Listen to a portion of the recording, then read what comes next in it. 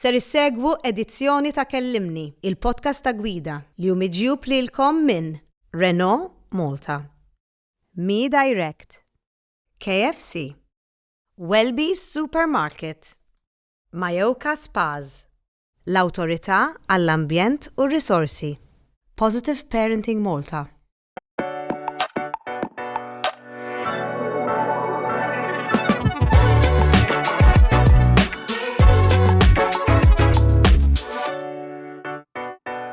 Feel the warmth of connection with the here and now with Majoka Spa experiences and vouchers. Discover more at majoka.com.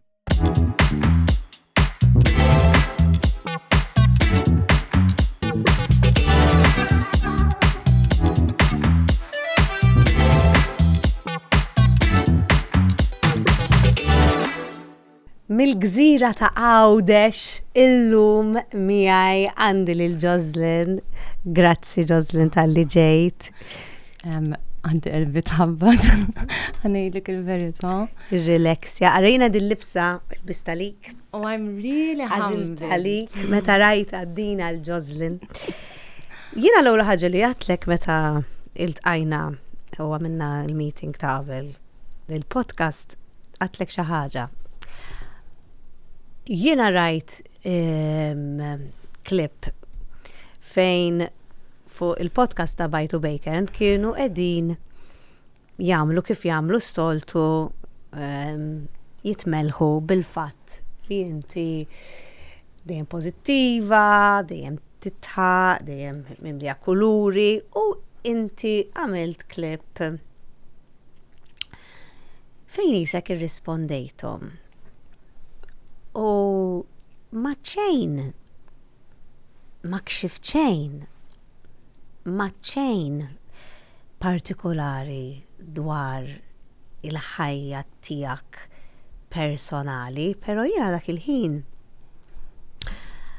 rajt dak il-klip u għattilek tlek mill-ewwel ħassejt għaddin din il-mara soffrit ħafna f'ħajjita. Tajdlix kif imma hekk ħassejt. U fil-fatt kellimna mat-tim tal-produzzjoni u deċidejna li nċempillek. U kif għattilek di mill-ewwel infqajt tibki miegħi. Għax, u dik għalhekk qed ħabbat qalbi għax jiena persuna emozjonali ħafna. Daqskemm tarawni nidħak, nibkej u għandi il-problemi tiegħi. U ma tonġ issibni għas li minn klip bħal dok jeqbżu il-lightness u jaraw il-ferita u minn fajn imbnet persuna biex tasal li tipprova konxjament twassal messaġġ li ma jwaġġox il-ħadd ieħor.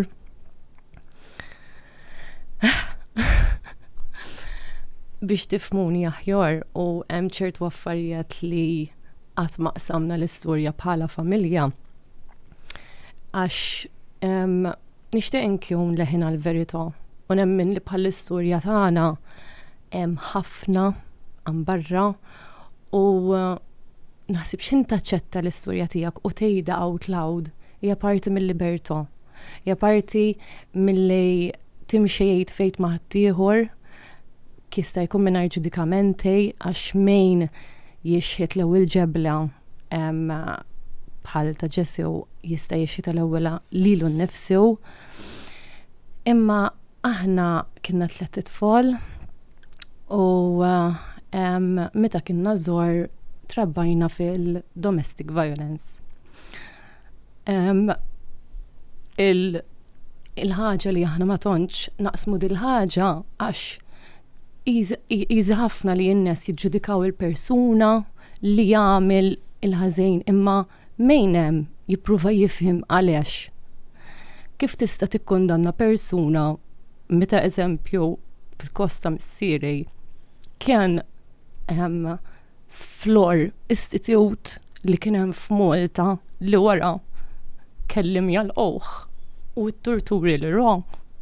Nemmen li fil-bidu ta' snin ta' meta tkun żgħira huma affarijiet li jibdlulek ħajtik. Eżempju wieħed li jekk tirremettej trid tura kif ħatarġa' tik dak ir-remettor mill-ort. Ejli int. Jiġifieri il-papa tiegħek f'dan l-istitut apparti li tkellimna li l-abandonment issues meta inti tispiċċa f'istitut. Tajjeb. Ta' 5. Meta kien jirremetti, kienu jġeluh? Waħda mill-punishments, Jieklu. mill-punishments tiegħu. U ejli int il-minħatut turt min għamel hekk, min jof xrof ħajtu u don huwa ċiklu ta' repetizzjoni Pattern. li jan għalna bħala familja drajna nifmu għaliex il-persuna qed tagħmel hekk li flok ma ngħidu ovvjament ma tistax teħil mal-ġustifikazzjoni imma persuna li marroċ aħjar, persuna li ġet malma, jekk inti tgħidli li don ix-xar blu u ilek t-brainwash junidu x-xar blu.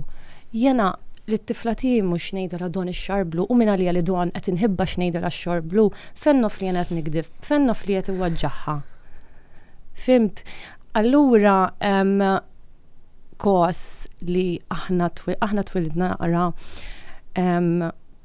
li nkunu sensittivi għal momentej li iġarbu l-ġenituri tagħna. U kienna nkunu dejjem fight or flight, jew fil-kostiji kif femitni joħt tan-nofs, jiena fight or freeze, għax kulħadd għandu mod differenti. Imma ħaġa li viru beqgħet f'moħħi u nixtieq naqsam għax naħsib ġalit nifhem affarijiet oħra li meta darba kienna aħna meta kien jiġri xi ħaġa kienna nindunaw, naqbdu ninżlu isfel u nkunu rridu nipproteġu. U niftakar f'kos minnim waqt li kien hemm il-ħaġa għaddejja. Kemm kellek żmien? Forsi 5 snin, 4, ma nafx kemm kelli żmien, imma kienna ħafna żgħar. Niftakarni ngħidlu nidħol bejniet mill-ewwel u ngħidlu kint hekk qedlu ma didi jien dejjem ħanibqa' nħibbek. U dak il-ħin kien il-moment li waqf li persuna tistrieħ li fil-verità kull min qed jagħmel xi ħaġa għax l-uġeħ tiegħu tontu kbir li kull ma jixtieq imħabba. U kieku killa nindunaw aħna min qed ħares u min qed jesperjenza kemm in-nies huma muġuwejn kieku nagħmlu differenza kbira. Nixtieq li jkun hemm inqas ġudikamenti għal min qed jagħmel. U nippruvaw ngħinuhom, mhux intawhom iktar bissjaq. Aħna bħala 3 girls imbagħad kienna nsibu l-wens f'xulxejn. Jekk ħadd ieħor forsi ta' dik l-età kienu jmorru jsiefru affarijiet aħna kienna immorru naraw id-dedi il-mental hospital, ħanaraw id-dedi, kontenti li ħanaraw u id-dedi qed jagħmel li hemm bżonn. Ġifieri huwa importanti li innaqsu din l-istigma li hemm għal-mental hospital li bħal mal-ġisem għandu bżonn l-għajnuna tiegħu. Għaliex dawn in-nies imskin qegħdin ifittxu l-għajnuna u aħna minn fuq ma rridux inħarsu biss il-mental hospital. Aħna għalina ġifieri kienet ħaġa normali, fimt għalhekk illum il-ġurnata nitkellem kif nitkellem u il-kontenut tieni preferi jarawni lajt u xi ħadd li veru għandu bżonn jitħak milli naqsam xi ħaġa li tista' klima waħda taf kif tista' ġġibu bniedem. Inti tant inti konxa tal-uġieħ li għaddejt minnu inti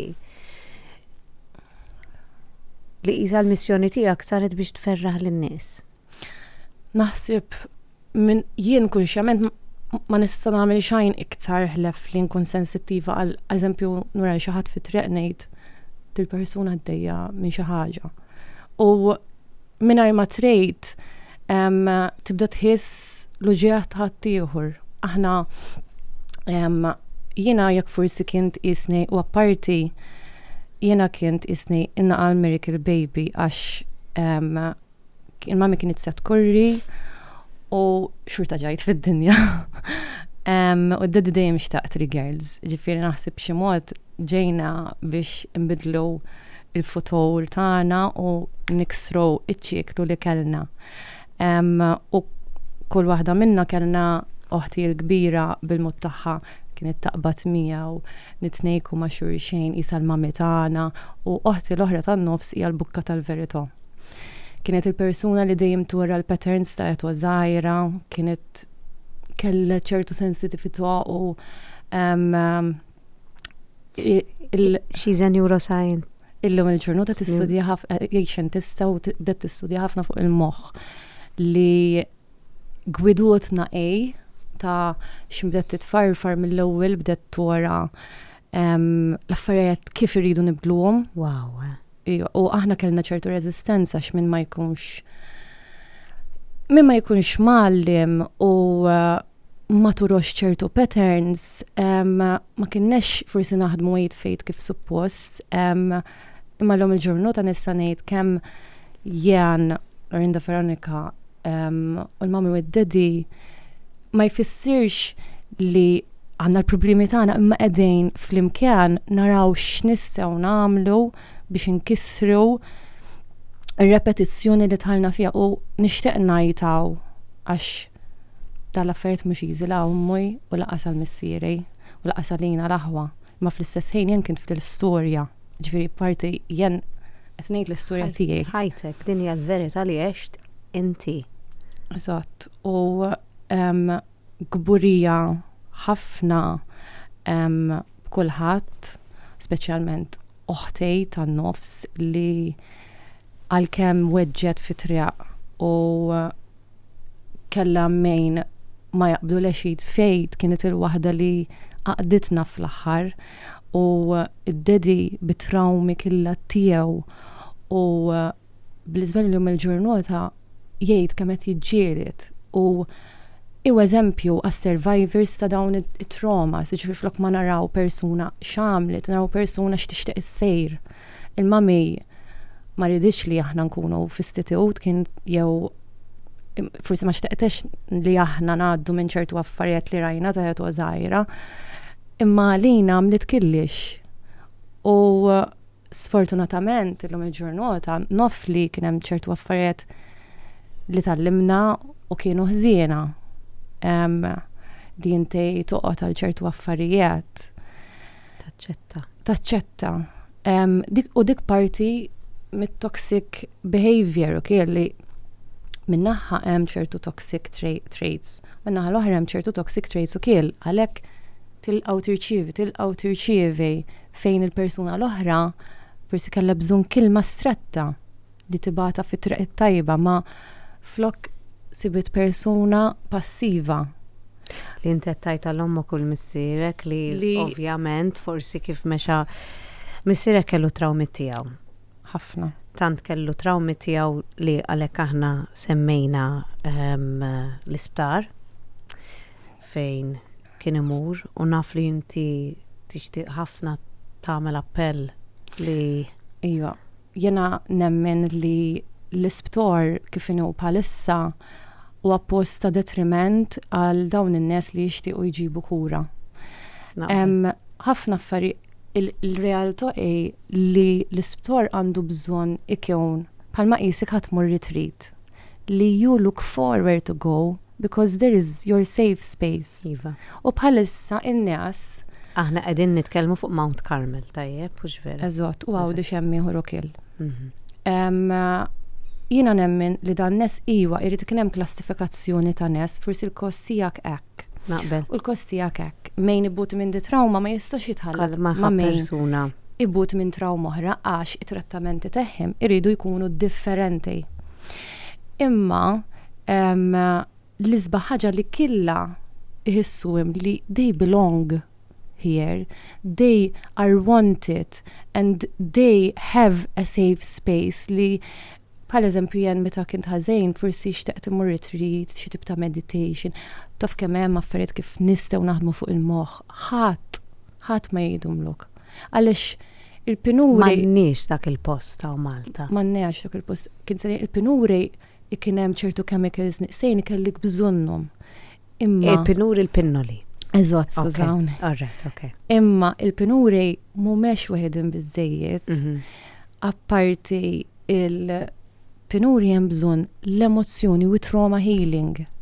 Mejn qed juħseb li apparti tim il-prescriptions, is-sulvilim u taraf minn fejn ġejja l-problema.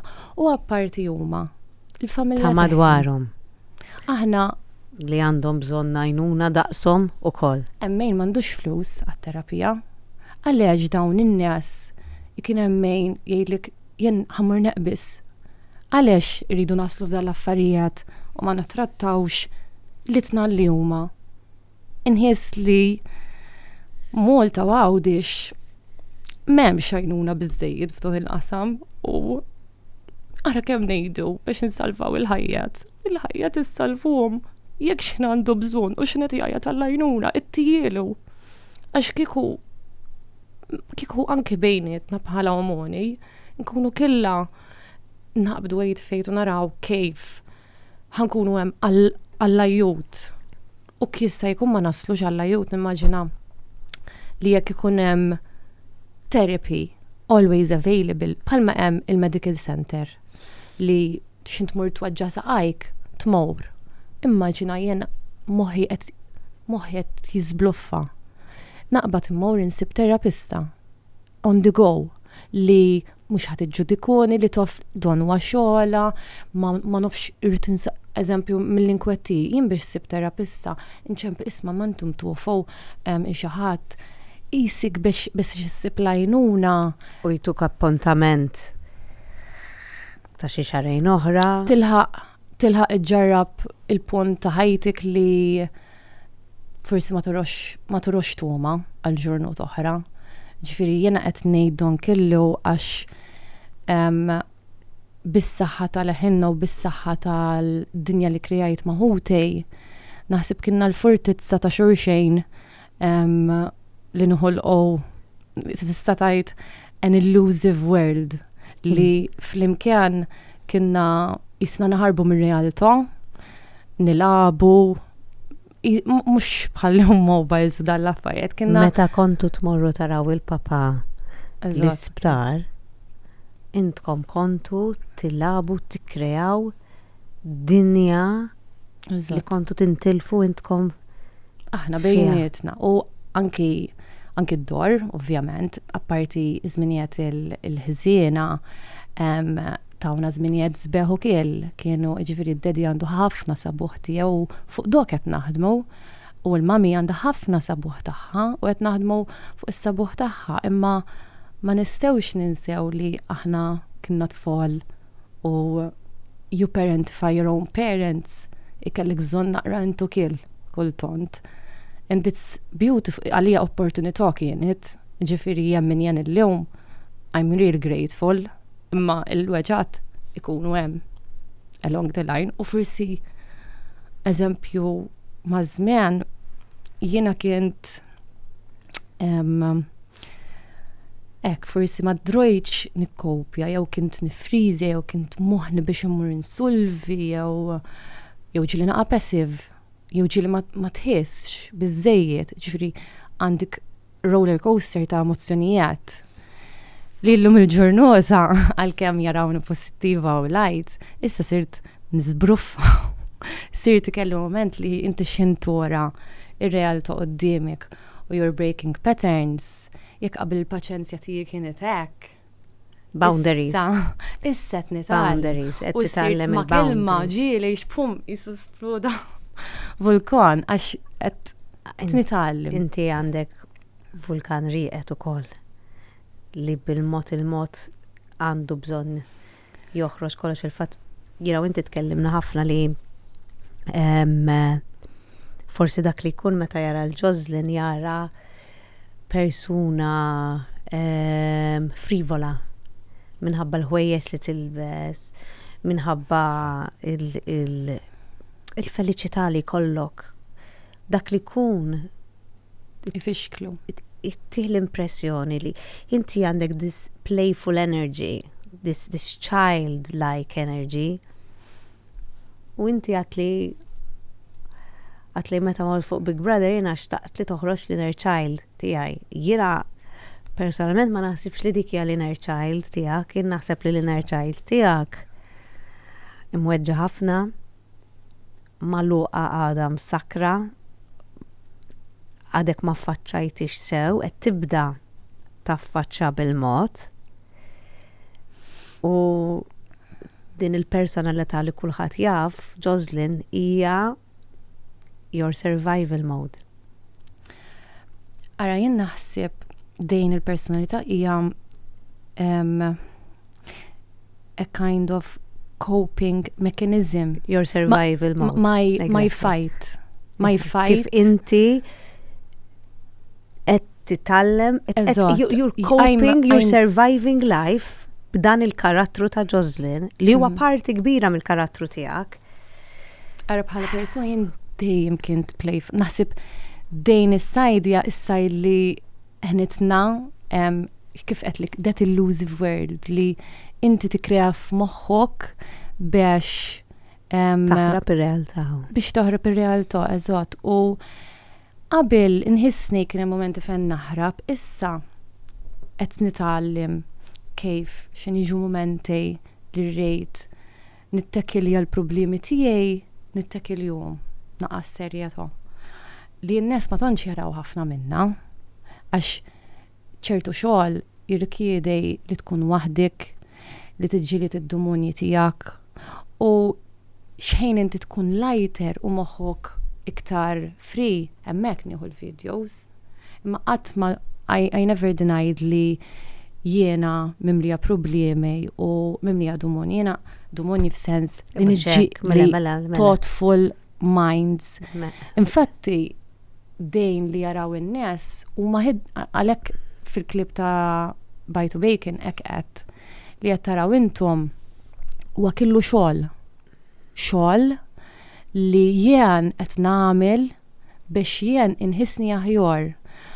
Sakemm dwar l-aħħar tallimt ħafna kif jaħdem il-moħħ. U l-moħħ għandna ċertu ħsibijiet li jistgħu jerġgħu jinkidbu. U l-affarijiet li jgħinuni jiena trabbojt in-nador bil-karnival magħna u fil-karnival kienna naħarbu u kiel ir-realtà. Ir-realtà. U dawk il-kuluri impressjonawni li ġew jien. Parti minnek. Tont inħiss bħalma nħiss in-nies meta jkunu ħażejn, inħiss il-kuluri ġo fija. Seb inti kont tuħu nnifs meta kien jiġi l-karnival. Kienna Ejo. And you just can be. Tista' tilbis affarijiet, tista' tmur taqbad man-nies, tista' in-nies ikomplu miegħek għax ma jkunux bil-barrier teħħim. Għax hemm differenza. Eżatt, għax hemm ċertu mod ta' kif ikunu nies li lestej li jieħdu gust miegħek u mhux qed jarawk li qed taqbad meħħim. Hawn ħafna nies bl-armatura u jieħdu l-affarijiet personali u mill-ħseb teħħim. Meta you are not meaning to hurt or something, you are meaning to just enjoy and have fun. Naħseb f'dawk il-momenti fejn kulħadd tikissir l-armatura tiegħu u ma l-iktar momenti li kienu jitawni għaqda.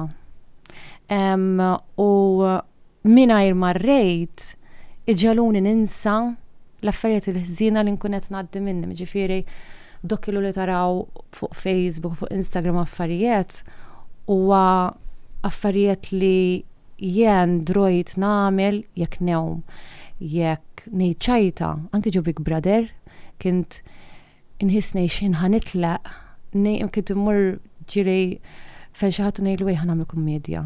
Hekk, it's like taħbi. It's like moħħi imma llum il-ġurnata ġifieri that's part of me and I love it. U part of me oħra, It's not all of you. It's not all of me. The other part is the one where I am learning to love my inner child, which was broken. Aħna tkellimna wkoll fuq it-trauma li għadda minna missierek meta kien żgħir li ġab miegħu fil-familja. It-trauma li għadda lilek u inti aħna tkellimna fuq daw il-patterns tajjeb, dan iċ-ċiklu. U dak iċ-ċiklu inti kont tirtu, rittu u repetejtu sa ċertu punt f'relazzjoni li inti kellek għal 12 sena. Ara x'in tkun hemm durrija is-suq karozza jew ħanipprova nfissirha hekk. Meta jien rajt illummi is-suq karozza u din il-karozza kienet bla brejkijiet u t-triq killa waħda lejn xifer. Issa jien hekk rajta tagħmel u rajta tagħmel il-kulla madwar l-steering. X'in jien ġajt fis-CNO tiegħi. Jien attrattojt tħalġu l-istess karozza u bott il-glu li rojt. Ummi tagħmel u għamiltu ma' jdejja nista' ngħid. Għax f'dejk ir-relazzjoni it-trawmi reġgħu irripetew ruhom.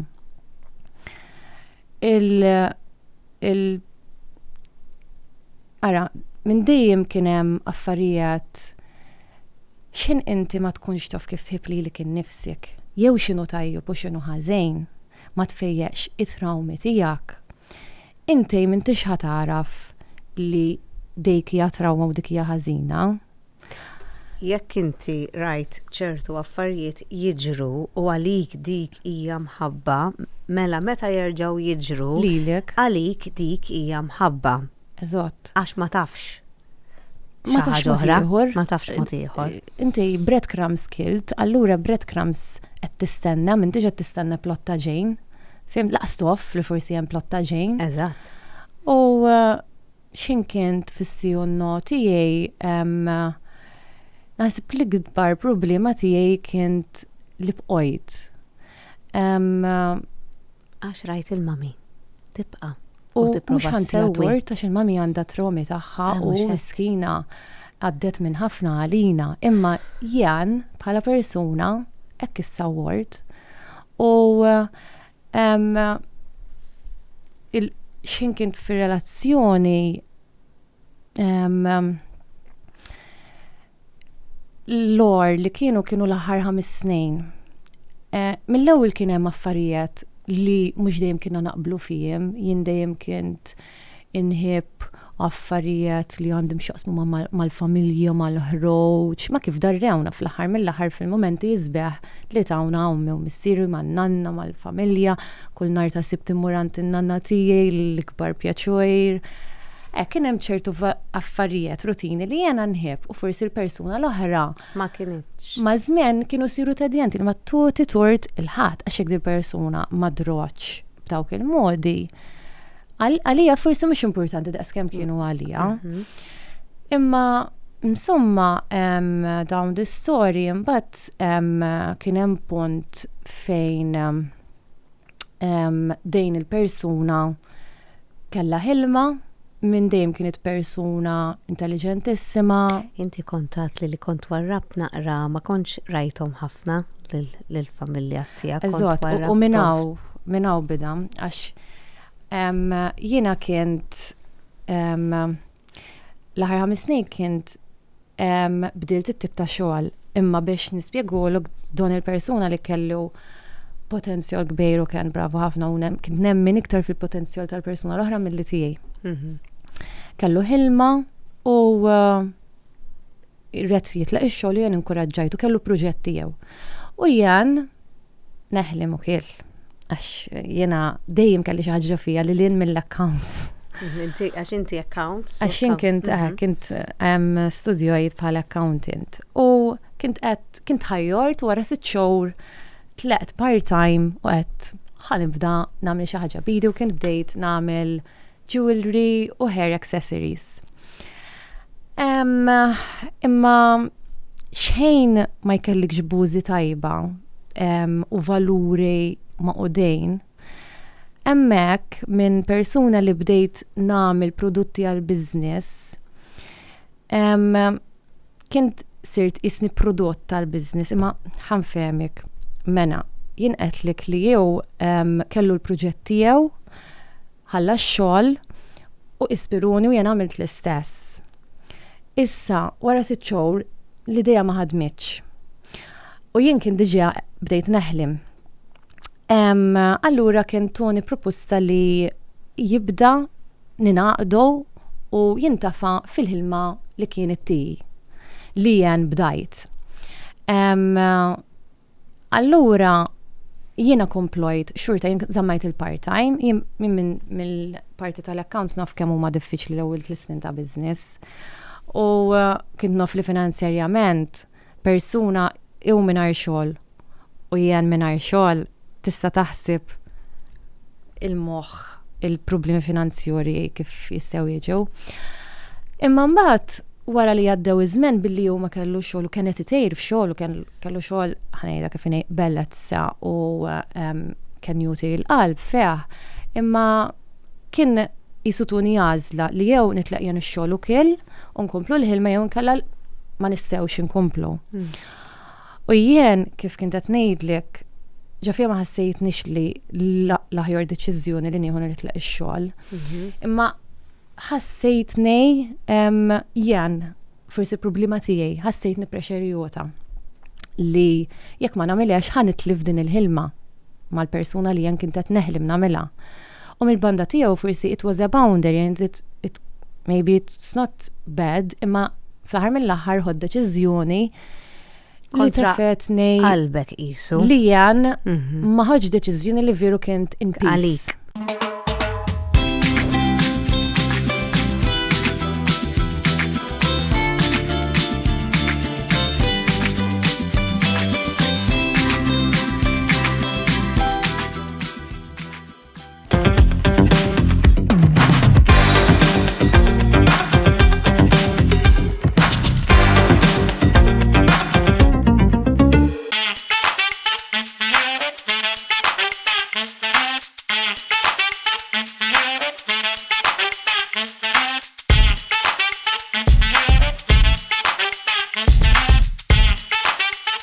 Il-boundaries tiegħek. Naħseb Ma kienx għas kienu jeżistu? Le, laqas biss nofbiem. Għastaf li jeżistu. Ġifieri, jien tont kemm ma kienx naf affarijiet li jien just jisnej rawieħa timxej mar-reħ hekk. U hemmhekk Jocelyn fejn bdiet tidħol fl-ansjetà għax il-problemi finanzjarji jistgħu jidħlu f'moħħok. U barra minn hekk apparti il-problemi finanzjarji kien tinsejb ħafna kritika. U għawek fejn qedlik jekk qabel il-business kien qed nagħmel prodott, jien kien sirt prodott. Nista' ngħid li kien hemm abbuż mentali. Inħiss li min-naħa tiegħi sofrejt ħafna mill kif kient niġej il-word tiegħi isnej qatt ma jem biżejjed killix li nagħmel ħażejn u mhux ħanejdlek, ġifieri bħalma jien ħassajt hekk jista' jkun li dan il-persuna għalih kienet joħroġ il-potenzjal forsi jekk tgħallem. Ġifieri it-toxic jien li aċċettojt u li fimt ġifieri qed ngħid min-naħa ta' tnajn kienna toxic. Imma il-Jocelyn nkisret kompletament dak iż-żmien. Niekel, panic attacks, kien xrinkjojt. Dejjem tilbes l-iswed.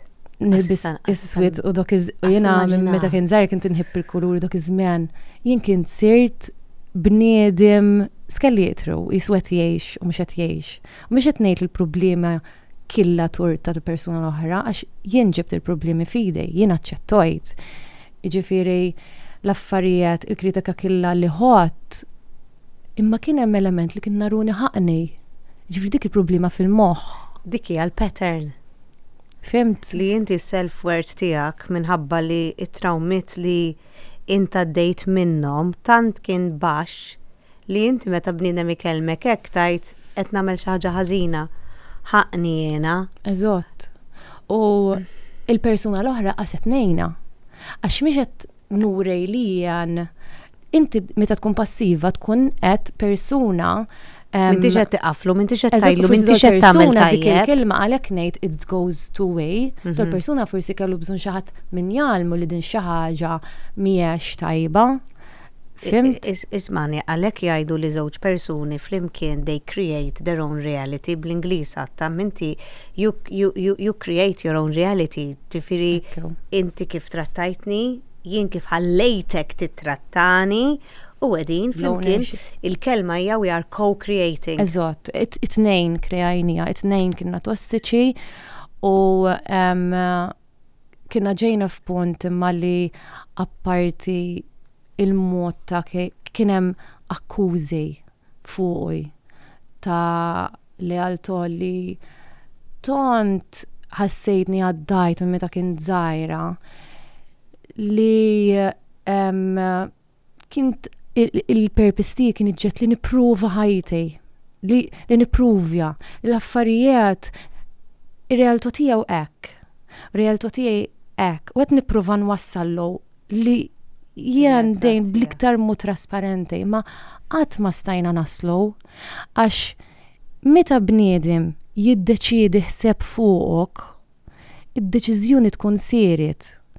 U jekk jien ma għenx fis-sitwazzjoni ma nafx, imma jien l-iktar ħaġa li weġġetni li għandi l-verità f'idi hekk. Imma l-ebda mod il-persuna ma jista' jirċevija.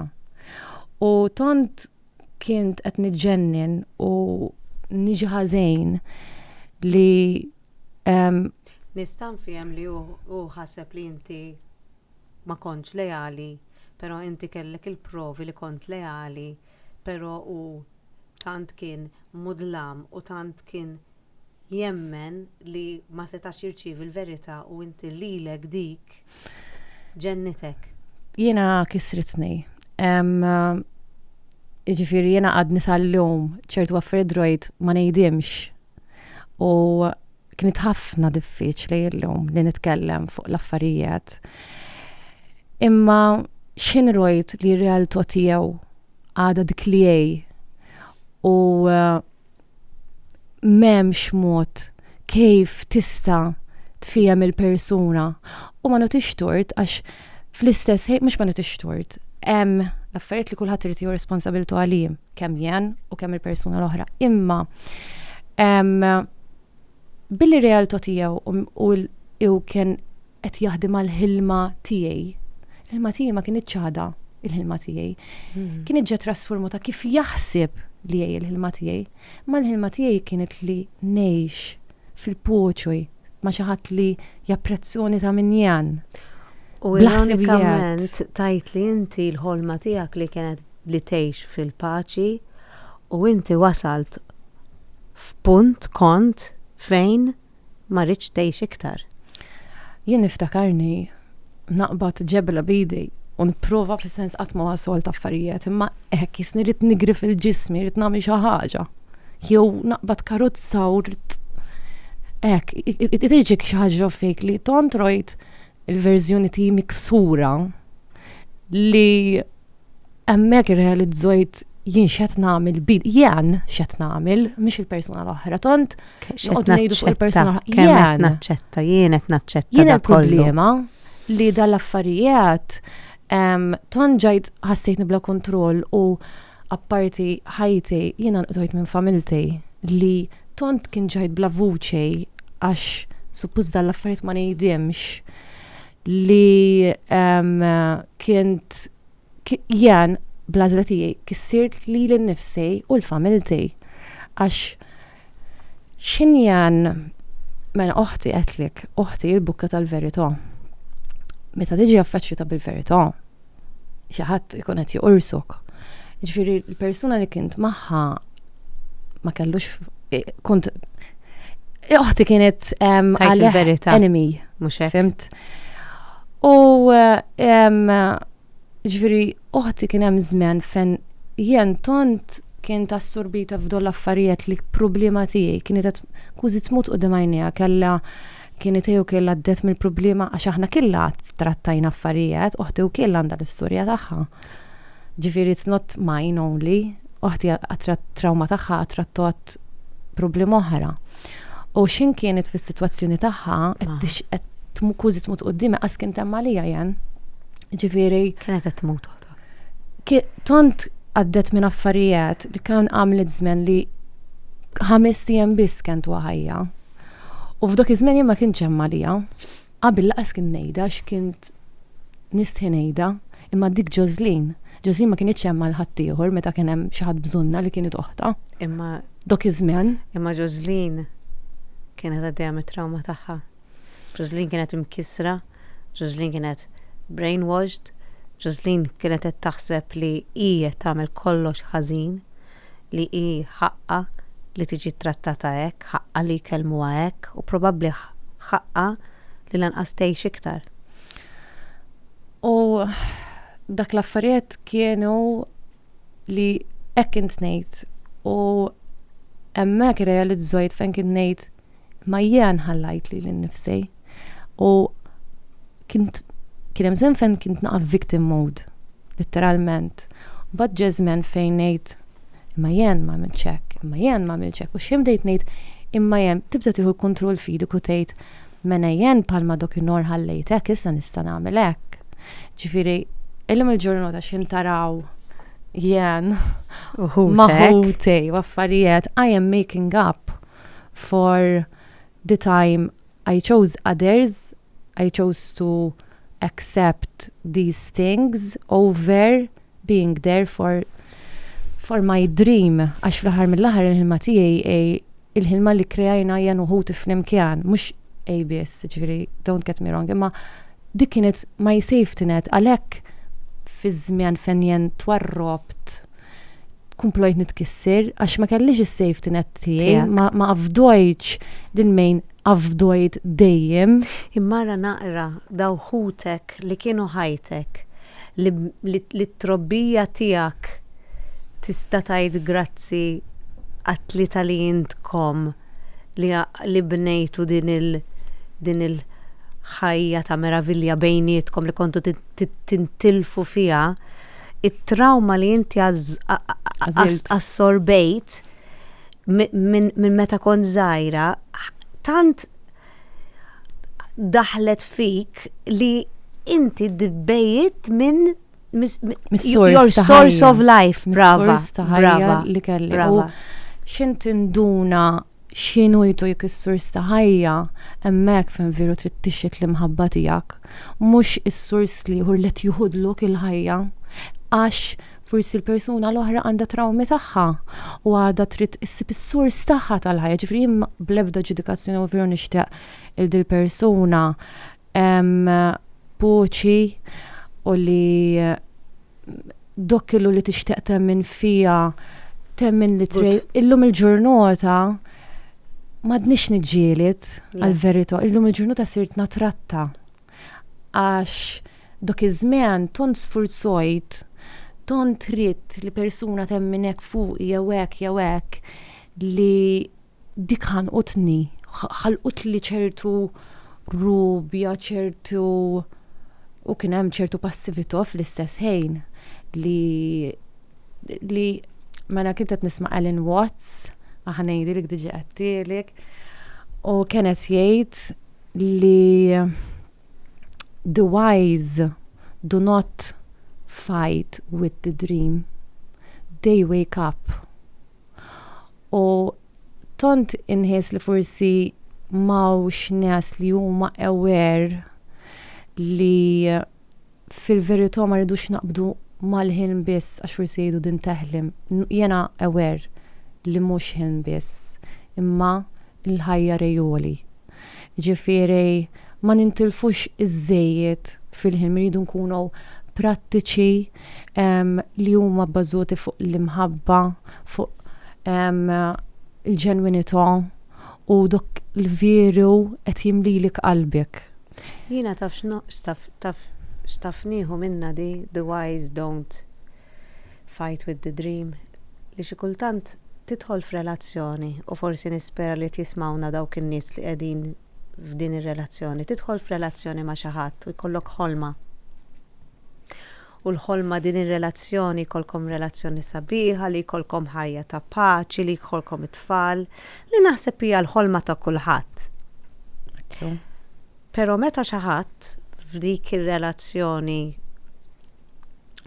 tkun mentalment abużiva jew qed toħroġ minnek mhux il-pożittiv imma ħafna negattiv, allura inti tispiċċa you're fighting the dream, qed tiġġieled dik il-ħolma. Għalhekk trid tqum. Għalhekk trid tqum u tajt jiena minn din is-sitwazzjoni irid intella l-boundaries tiegħi u nitlaq u mhux nipprova nsolvi lil dik il-persuna. Dik il-persuna titissolvi lilha nnifisha. Inti l-aħjar ħaġa li tista' tagħmel lilek innifsek huwa li you remove yourself from the situation. U tista' tagħmel ġejt kbir għax eżempju jien qatt ma kient ħansejr dil-persuna kieku jempojt u bl-istess mod il-persuna l-oħra fjorixxiet għax in-natura tiegħi forsi kienet qed tuqtol in-natura tal-persuna l-oħra. Ma jfissirx li intom qed taraw li hekk jien it-tajba u l-ħażin tista' tkun bil-kontra, għalih jien kint il-ħażina. Allura din hija realtà ta' tnal li huma ta' min intom hemm barra araw li tibbu l-xulxin biżejjed li jekk m'intomx toħorġu tajjeb ifisser li tridu tħallu xulxin u tifjorixxu għax kulħadd jista' jiffjorixxi, jien kint ħażina wkoll u kelli tajjeb ukoll, imma għażilt nipprova naħdem fuq il-ħażin u nara fiktar it-tajjeb. Inti fil-fatt qatt li qomt meta mietet in-nanna. Kien tagħloq 30 sena u xejn rajta tbuti dik id-batija kien inqara in-nanna għalija kienet it-tieni jum. Meta kien jiġri xi ħaġa aħna fejn kien nammurru għand in-nanna. Allura drin kien iktar jitqawwa għax aħna mmurru x'imkien fejn jeġibna. Ġifieri meta kienna żgħar in-nanna għalina x'in il-mami ma setax tkun il-mami għax miskina għandha il-problemi tagħha u xejn id-dedi għandu bżonn jaffaċċja l-problemi tiegħu. Kellna n-nanna. Allura xirrojt li l-aħħar snejn jien iffukojt f'business ma' persuna li ma kienx qed notow imħabba l-xulxejn. U fl-aħħar ta' ħajjita ma tantx kien temm għalija. Naħseb dejk kienet il-wake up call. Xin rajta tbuti fis-sidda tal-mewt. U turina dik li maħabba. In-nanna kienet, id-dor taħħa kien jisimha il-paċi. Ġifieri n-nanna kienet li taqadna, twildet fis-7 ta' Mejju ma' oħti tan-nofs. Kellim xi ħaġa ma' xulxejn u tista' tgħid mal-kuġini tagħna kellha kienet li mħabba għalina, li ttina mħabba ndaqs, mhux preferenzi. U turina veru xi ħadd jisemek. Kelli kien xi ħadd tista' tgħid l-ikbar ċiċuota. U tisemek. Mhux tibda tgħidlu kont tagħmel hekk fimt. Allura xejn titlif xi ħadd daqshekk għażejs u ma tkunx gawdejta. Hekk kienet għalija mietet biex tidħol ġo fija. Isnija ħatta l-mewt tagħha ħatta li tgħidli għandha daqshekk nepputijiet, imma jiena il-messaġġ tiegħi kienet inkwetuta għalija. L-ummi kienet tgħidilha. Allura kienet one of the wake up call wara 30 sena. U ta' 30 sena qatt ma immaġinajt aħna kienna mrobbijin f'post li trid tiżżewweġ, jkellek il-familja, jkellek id-dor, jien ta' 30 sena la kelli x-xogħol ma kienx sostenibbli. Like kelli ħafna nkwiet, ma kelli xajn ta' 30 sena. Ġifieri flus dajn nistanajt.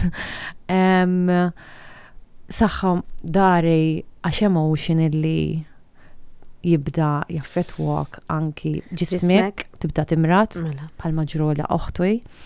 U nemmen li parti li kint sufrejs li b'disk sena qabel, nemmen li dik parti emotional trauma releasing, tibda tiġi weak minn ġismek.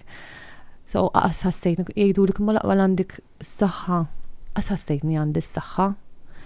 Ġifiri, ek, xejn veru ma kelli xajn realizzojt li il-bambu ma ġibnix fil-ħajja biex noqgħod nibki li l-nifsi, jew nibqa naċċetta l-affarijiet.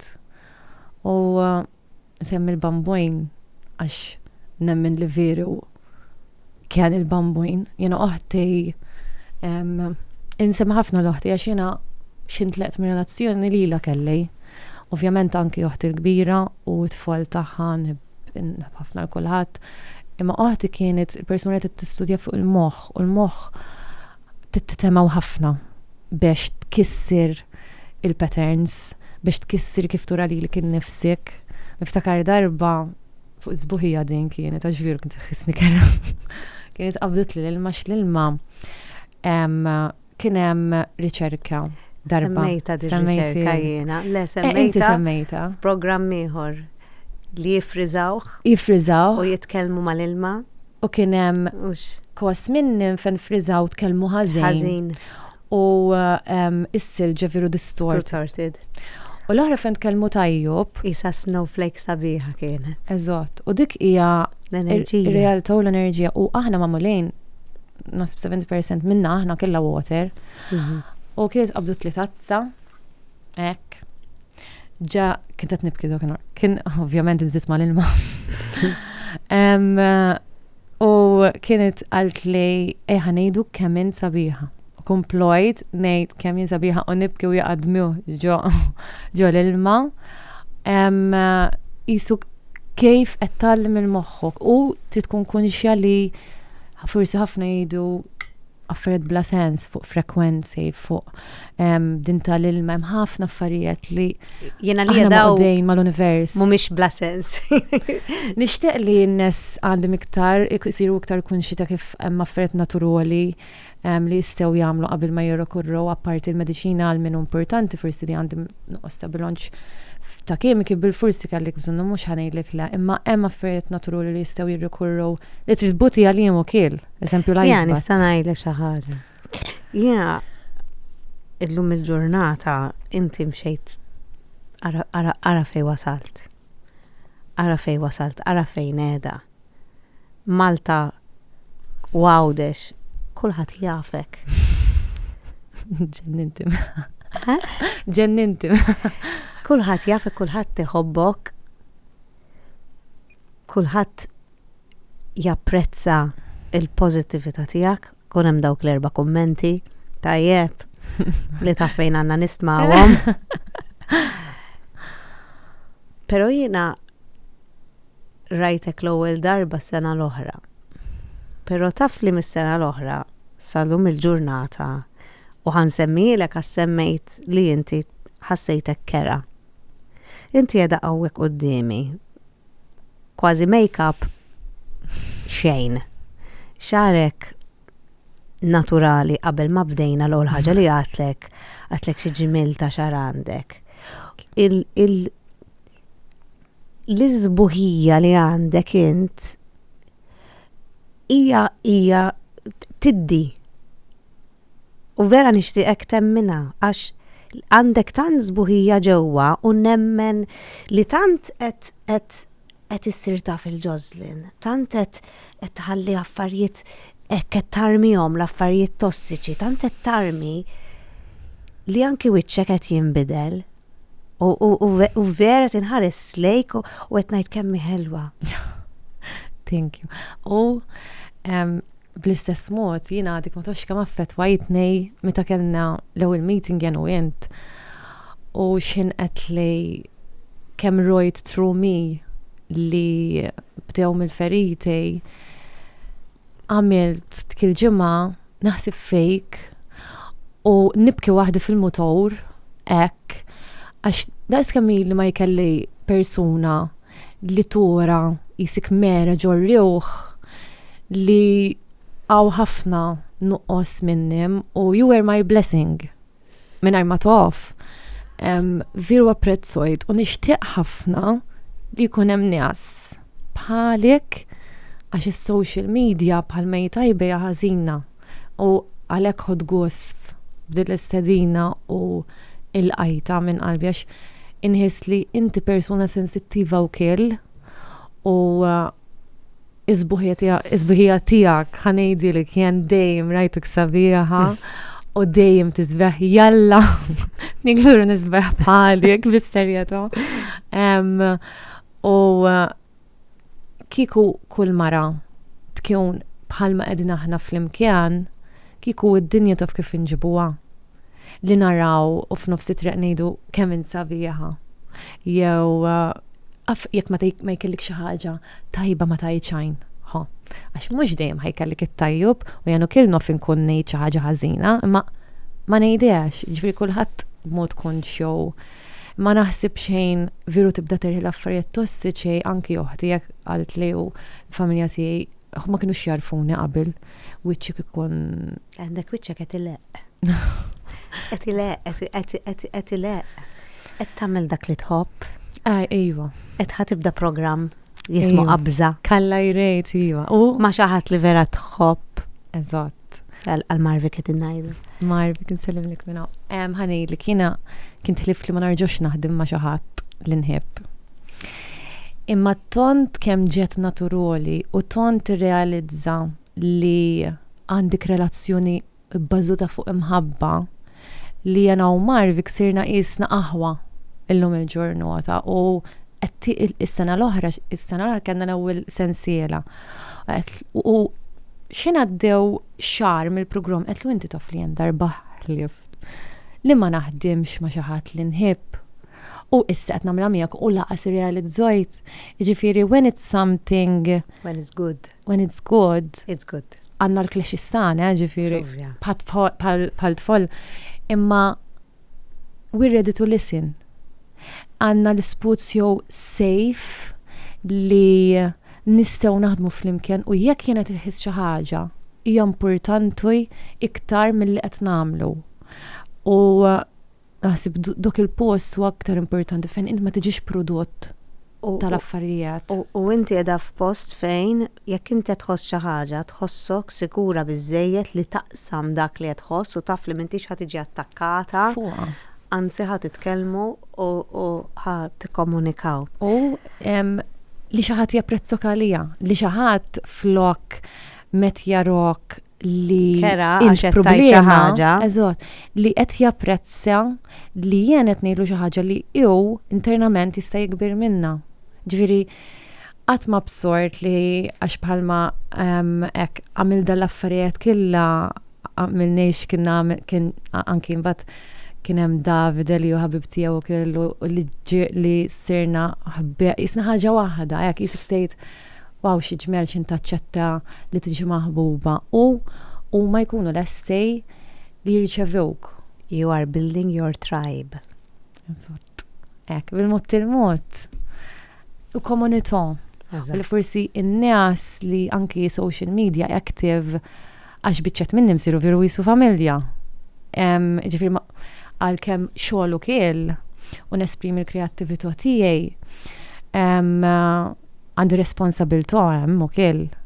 Ġifieri jekk forsi ġieli tfojt xi messaġġ lin-nies li forsi anke kritikawni biex jien nitfa' messaġġ isma' ejja nkunu iktar kind għal xulxin I'm doing my best. Mhux dejjem ħanagħmel l-affarijiet it-tajbujn, mhux dejjem ħankun kif tixtieq jew ovvjament. Però ċertu kummenti jistgħu iweġġew il-dok li jkun. Jocelyn taf li spiċċarna l-ħin u għadda l-ħin. Però jiena nixtieq ngħidlek l-ewwel nett proset kbira. You should be proud of yourself. Li inti sibt din is-saħħa kollha li turi il-vulnerabilta tiegħek u li taqsam l-istorja tiegħek li jiena ċerta ħatejn ħafna nies li qegħdin jismawna u trid tkun mara bil cookies biex tagħmilha dik il-biċċa tax-xogħol. U jiena ngħidlek grazzi li afdajt lili. Ara, napprezza ħafna jen bl-istess mod u din kienet diffiċli ħafna ma ħassejtniex lesta għax fl-istess ħin kont inħibbillhom u l-missieri u l-ħutej li nixtieq li l-ħadd ma jiġġudikaw laqas anki lil ma min kient nixtieq li jifhmu biss in-nies li killix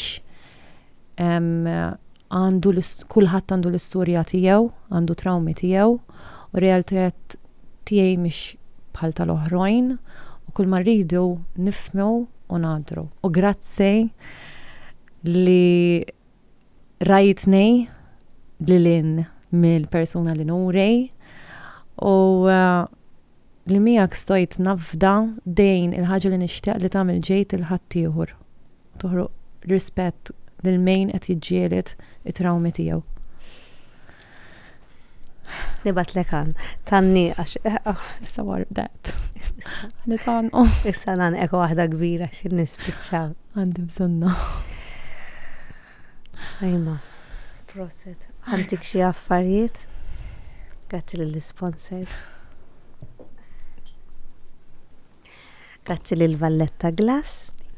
Għanna naqra ta' vażu. I love the color.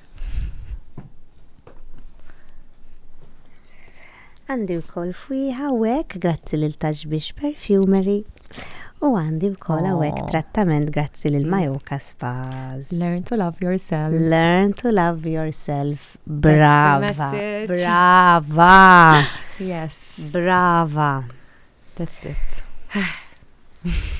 We've said it all. Grazzi Puppa. Hug next. Hug next. Ħanala u ħaniġinan ek. Grazzi lill-sponsors personali tiegħi. Lil Clint ta' Wedge Studio għal xari, lil Tanja ta' Excels għal make-up, lil Dwifer, lil Morgan għal ħwejjeġ u Luxona sa' set. Oh my God.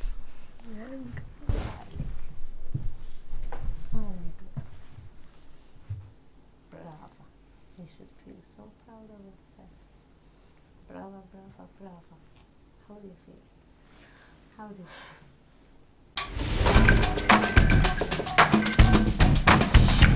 Għadkom kif segwejtu kellimni, il-podcast ta' gwida li jum iġjub lilkom minn Renault Malta, Me Direct, KFC, Welby's Supermarket, Majoka Spas, l-Awtorità għall-Ambjent u r-Risorsi, Positive Parenting Malta.